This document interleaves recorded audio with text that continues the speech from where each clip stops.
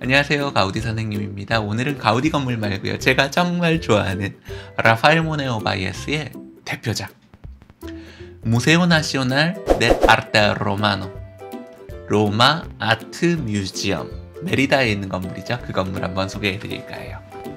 시작해 볼까요?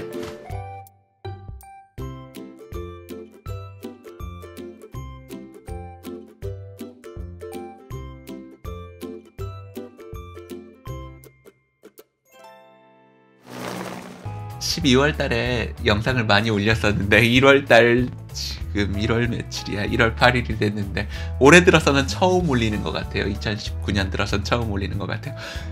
1월 초에 되게 추웠잖아요. 근데 저희 사무실이 2층 건물에 2층 꼭대기층에 있어서 사실상 옥탑방처럼 춥고 여름에 덥고, 그래서 저도 사무실에 잘 못 올라왔어요. 너무 추워서 요즘 며칠 못 올라오다가 오늘 날이 조금 풀린 것 같아서 올라왔습니다. 그래서 2019년 돼서 처음 인사드리는 것 같은데요. 그 사이에 한 10일 동안 영상을 하나도 안 올리는 사이에 구독자가 419명까지 됐네요.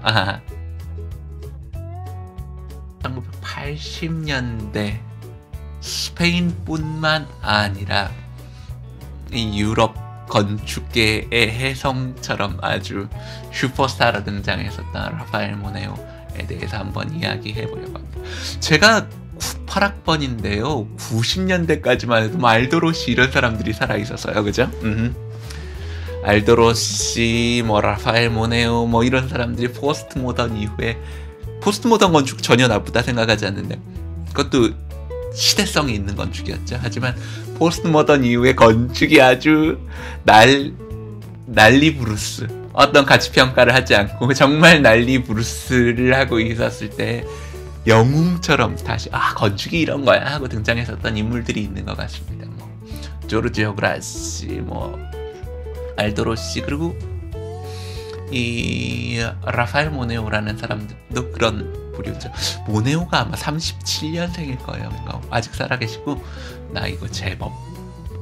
하지만 여튼 당시의 그런 분위기 속에서 영원한 것, 그리고 찰나의 것에 관한 글을 써가면서 영원한 것을 건축이 놓칠 수 없다는 이런 글, 저희가 지난번에 토요 강독 시간에 라파엘 모네오 글을 발표한 적이 있었는데 그 글에 나온 것처럼 영원히 지속될 만한 어떤 건축의 고유한 영역을 강조하는, 당시로서는 1980년에서 86년까지의 작업이라고 소개되어 있습니다. 스페인의 엑스트레마두라라고 하는 주가 있거든요. 스페인의 주 중에 이름이 하나인데 그 중에 마다호스라고 하는 엑스트레마두라의 군, 우리나라 군에 정도 해당하는 그런 지역이 있고, 거기에 카피탈, 그러니까 그 군의 군청소재지 그쯤 부를 만한 곳입니다. 메리다. 원래 이름은 메리다가 아니고요. 원래 이름은 율리우스 아우구스토 에메리타에서 메리다가 나온, 에메리타에서 메리다가 나중에 나온 거예요. 에메리타라는 거 하는 거 우리가 은퇴한 학교 선생님들 에메리타 이렇게 부르곤 하잖아요.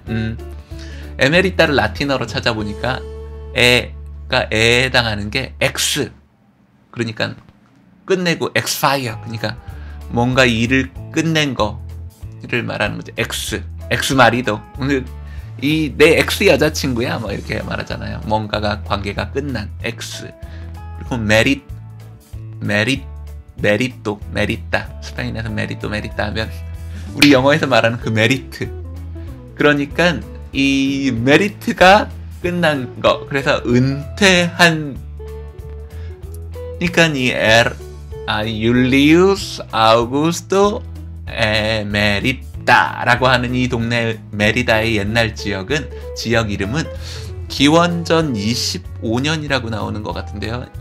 율리우스 아우구스트라는 거가 있는 황제가 있을 때 스페인 지역의 루시타니아라는 지역의 전쟁을 마치고 그 전쟁의 퇴역 군인들이 이 지역에, 그러니까 엑스메리토죠. 엑스메리토 퇴역 군인들이 자리를 잡으면서 만들어진 그런 동네로 알고 있습니다. 그래서 로마 시대의 유적이 있고요. 이 동네 안에는 암피테아트로 좀 이렇게 타원형으로 되어 있는 원형 극장 있죠. 그리고 반원형 극장도 있고, 뭐 시르쿨 로마노, 그러니까 마차 경기장처럼 이렇게 길쭉한 경기장도 있고 여러 가지 로마 유적들이 산재에 있습니다. 그 산재에 있었던 유적들 가운데 옛날에 포로 로마노라고 하면 우리가 무슨 포럼 이렇게 말하잖아요. 포럼. 지금도 무슨 학술회의 이런 걸 포럼 그렇게 말하는데, 거기 사람들이 모이는 공공장소가 있었죠. 그 포럼 유적이 있었던 그 자리 위에 지어진 박물관입니다. 이 라파엘 모네오의 21가지 프로젝트 설명해보면 이 프로젝트에는 제목이 이렇게 되어 있습니다. Construir sobre lo construido. 건축된 것 위에 건축하기. 그러니까 로마 유적 위에다가 건축을 한 로마 박물관인 거예요. 아주 재미있는 내용이죠. 제가 지난번에 조르지오 그라시의 테아트로 로마노, 그 사군도에 있는 테아트로 로마노 소개해준 거 기억하시죠? 그거 안 보신 분은 다시 보셔도 될 것 같은데, 테아트로 로마노 역시 로마 유적 위에 지은, 현대식 기술로 지은 로마 유적 위에 지은 로마 극장입니다. 말이 이상하죠? 둘이 비슷한 시기예요. 이 시기에 있었던 이론적인 건축 이론적인 흐름을 알 수 있습니다. 뭐냐면 우리 포스트 모던에서도 역사의 이야기를 많이 했었잖아요. 포스트 모던에서 하는 역사 이야기는 막 그걸 아이콘처럼 막 이렇게 흉내내고 막 이렇게 했었는데, 그거와 이렇게 돼서 정말 역사라는 것이 무언지를 보여주고 싶었었던 것 같아요. 조르지오 그라시나 뭐 라파엘 모네오나 다 이 티폴로히아, 유형학이라는 것에 집중하고 있는 사람들인데, 이 사람은 뭘 하냐면 단순히 그걸 아이콘으로 카피하는 것이 아니라 당시 로마의 기술을 재해석해서 로마 사람들이 지었을 것 같은 건물을 그 자리 위에다 직접 지어버립니다. 라파엘 모네오의 글에서 모네오 자신이 자기가 로마 사람들의 건축 기술에 대한 연구에 들어갔는데 그때 참고했었던 책이 이 책입니다. 아거스 쇼아지라는 사람이 있죠. 책 제목은 El arte de construir en Roma. 로마 건축술, 로마의 건축예술, 로마에서 이루어진 건축예술. 그래서 그 쇼아지의 아주 유명한 그 드로잉이 여기에 나오는 드로잉이에요. 우리 나중에는 로마에서의 건축예술 이런 것이 스페인 말로는 Historia de la Arquitectura, 그래서 건축의 역사라고 하는 이렇게 두꺼운 책, 그 책이 영어로도 아마 번역이 없을 거예요. 프랑스어로 쇼아지의 책이 아주 위대한 책이 나왔었고, 많은 분들이 모르시는데 스페인어로도 번역이 되어 있습니다. 제가 책을 한 권 가지고 있어요.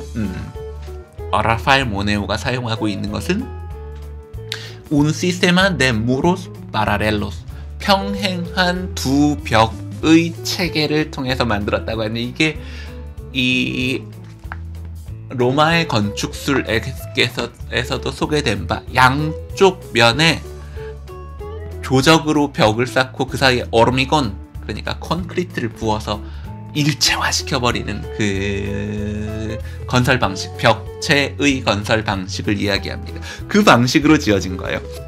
Aceptando construir sobre lo construido y con mismo medios.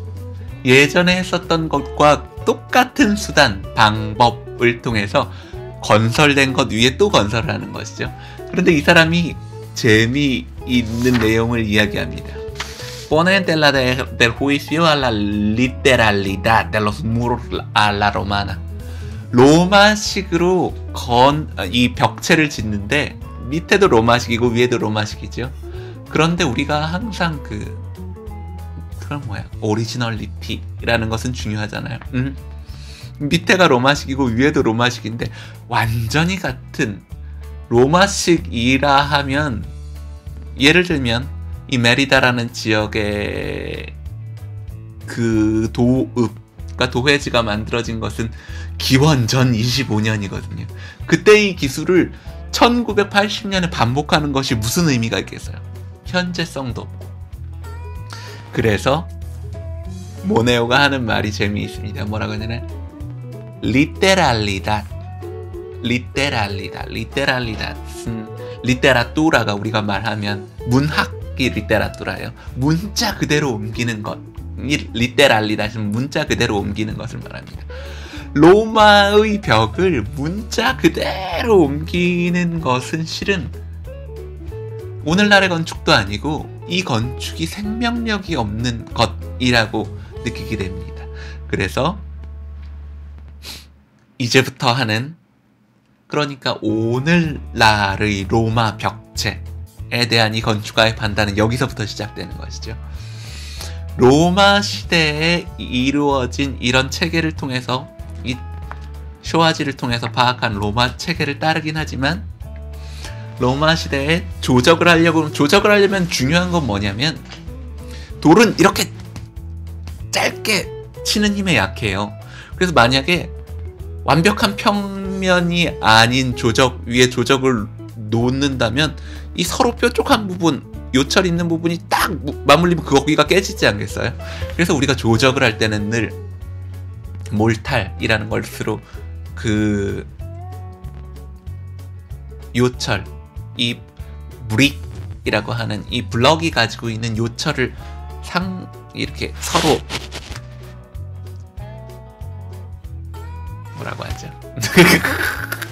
서로 그 사이를 스무스하게 만날 수 있게 이 몰탈이라는 걸 치죠. 로마식 사람들도 물론 그것을 사용합니다. 하지만 여기에서 라파엘 모네오는 몰탈을 거의 사용하지 않아요. 그게 이 건물, 이 벽체가 분명히 로마처럼 보이는데 로마처럼 안 보이게 되는 이유입니다. 이 사람이 그렇게 이야기하고 있어요. 로마 사람들의 벽체를 문자 그대로 옮기는 것은 실은 건축적인 프로젝트로 어떤 오늘날의 건축으로서의 메리트가 전혀 없는 거죠. 어떻게 말하냐면 굉장히 어려운 일이에요. 실은 이 브릭과 브릭 사이에 몰탈이라는 것이 거의 존재하지 않을 정도로. 그래서 제가 지난주에 읽었던 어떤 다른 사람의 모네오에 대한 판단에서는 드라이 조인티드 브릭 이렇게 되어 있더라고요. 조인티드 브릭이를. 여튼 이 사이에 습식으로 몰탈을 거의 치지 않은, 그래서 우리가 딱 이걸 보는 순간 이게 어떻게 된 거지? 이 브릭과 브릭 사이에 왜 우리가 말하는 그 줄눈, 몰탈 줄눈이라는 게 보이지 않지? 그래서 아주 추상적으로 보이고 아주 순수하게 보이는 이 벽체, 우리가 어디서도 본 적이 없는 것 같은 이 몰탈 줄눈으로 채워지지 않은 이 조적 벽체를 보는 순간 이 벽체는 로마적으로 보이지만 로마를 벗어난 무엇, 이 모네오의 표현을 따르자면 abstract하고 추상적이고 부로 순수하게 보이는 벽체가 만들어집니다. 이 순수하게 보이는 벽체는 로마의 시스템을 갖고 있지만 로마는 벗어난 거예요. 로마적으로 보이지만 현대의 느낌을 갖고 있죠. 그것을 또 담고 있는 것은 이 벽체의 제일 윗부분입니다. 우리가 로사 데 오르미곤을 한국말로 뭐라고 할까? 이 루이스 칸 같은 사람이 많이 쓰는 이렇게 벽돌로 이렇게 쌓아가다가 제일 위에 콘크리트로 이렇게 보 같은 거 만드는 거 있죠. 어쩔 땐 굉장히 아름답게 보이지만 이 밑에 쌓아온 이 벽체는 로마식인데 그 위에는 로마식이 아니고. 재미있게 보고 계세요. 저는 이 채널을 운영하고 있는 아키트윈스의 이병기입니다. 스페인에서 10년 정도 건축을 공부했고요. 지금까지는 한국에 한 명밖에 없는 직업적인 가우디 연구자입니다. 스페인 건축과 가우디 건축에 대한 관심이 있으시다면 그 어느 곳보다도 여기서 더 진지한 이야기를 들으실 수 있을 거라고 확신하고요. 혹시 관심이 있으신 분들은 여기 요 밑에 있는 구독 버튼 누르시고 마르사가 선생 같이 구독하시고 같이 이야기 나누시면 좋을 것 같아요. 그럼 오늘 여기까지 하겠습니다. 안녕히 계세요.